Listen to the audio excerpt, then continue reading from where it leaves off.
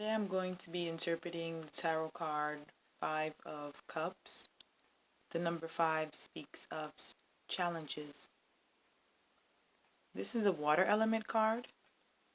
I'm using the Rider-Waite deck on the right and the Osho Zen deck on the left.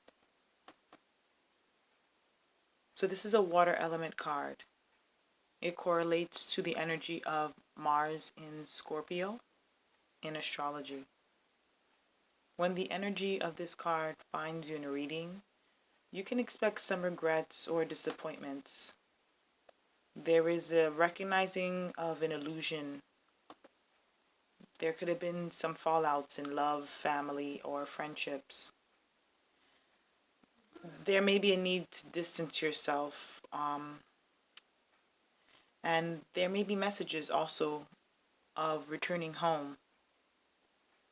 There's a need of making peace with the energy of this card.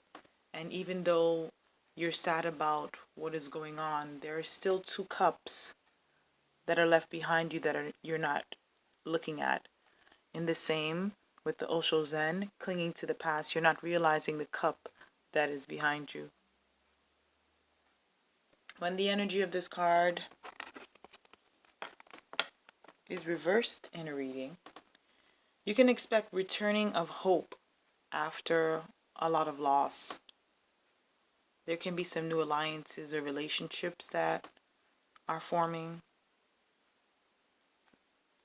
There's also a feeling of disappointment and sadness still, but there is more acceptance of the reality of what is going on now and building courage to move on.